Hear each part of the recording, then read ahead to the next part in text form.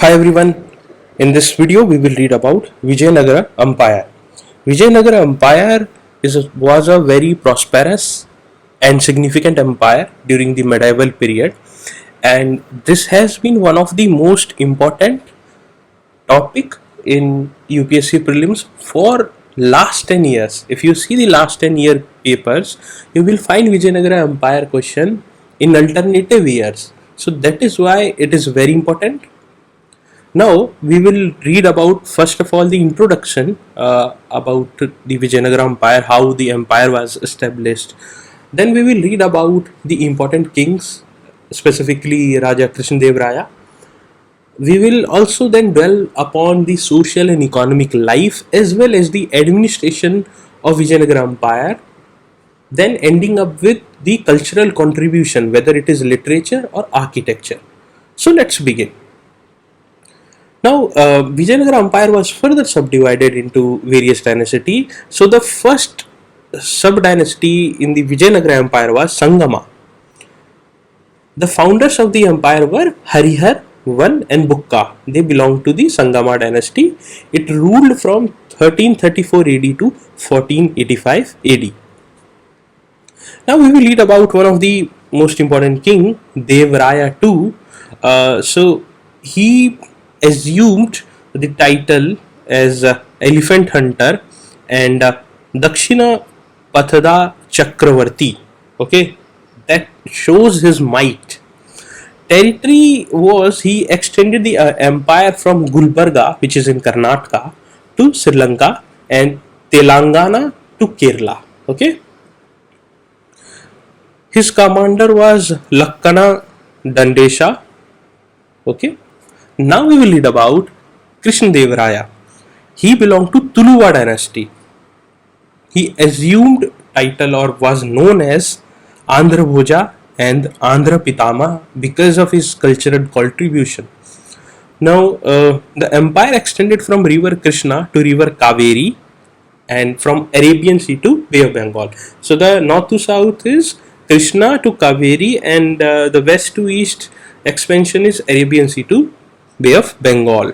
That he was not only a mighty king, but he was also a great patron of art. He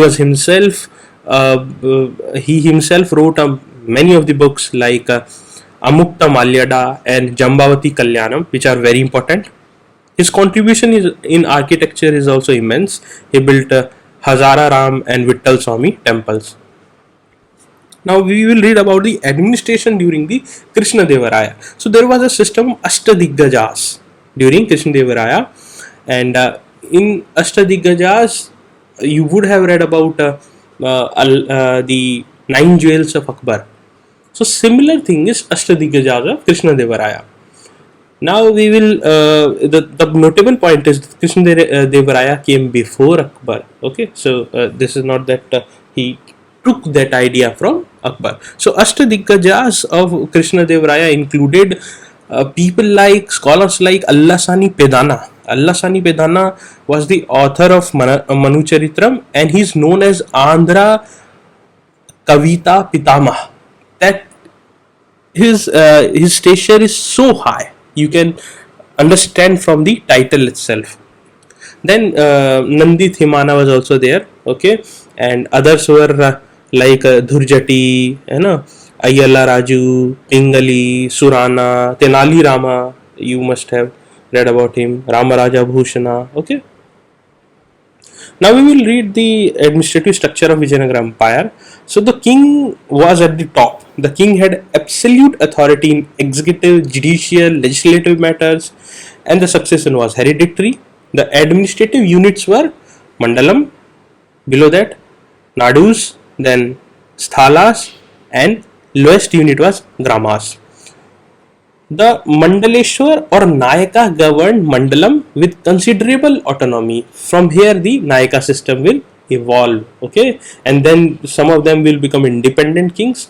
And if you will go to Madurai and see the Meenakshi Devi temple that has been built by one of the Nayakas and also called as Nayaka architecture as well. They issued coins and imposed taxes. Then what was the income source? The income source was that land revenue, of course, for any of the empire, tributes, gifts, customs, and professional taxes. The army included cavalry, infantry, artillery, elephants, and Naikar system or Naikars, polygars granted land. Land were known as Amaram. If you will see the Iktadari system, Ijardari system, Naika system, okay, all of these are kind of to rule a kind of a feudal lords who have considerable power, who have lands, they are collecting taxes from it. Okay, so this is a common thread. Now, what was the social life of Vijayanagara kingdom? Uh, we will talk about first religion. So Sangama rulers were chiefly Sevites. Virupaksha was their deity. Okay. In terms of economy, chief gold coin was known as Varaha, and exports included cotton, silk, spices. Imports included horses, pearls. Then in terms of shipbuilding, the art of shipbuilding had developed significantly during the Vijayanagara Empire. Now we will read about the position of women. The position of women was very high. Women occupied a high position and participated in political, social, and literary life. And women were even the warriors, even employed in the state services. They were even the wrestlers, and there was a promotion of widow remarriage. That shows that the position of women was considerably high. Now we will see the architecture of Vijayanagara Empire. So the peculiar attributes of Vijayanagara Empire is that they had Raya Gopurams, construction of tall Raya Gopurams or gateways. Okay, Kalyan Mandapam is a peculiar feature. Temples with Kalyan Mandapam and carved pillars were there, and stone chariot at Hampi is also one of the peculiar feature of the Vijayanagara Empire. So this is all about the Vijayanagara Empire that you need to remember. Okay, take care, best wishes.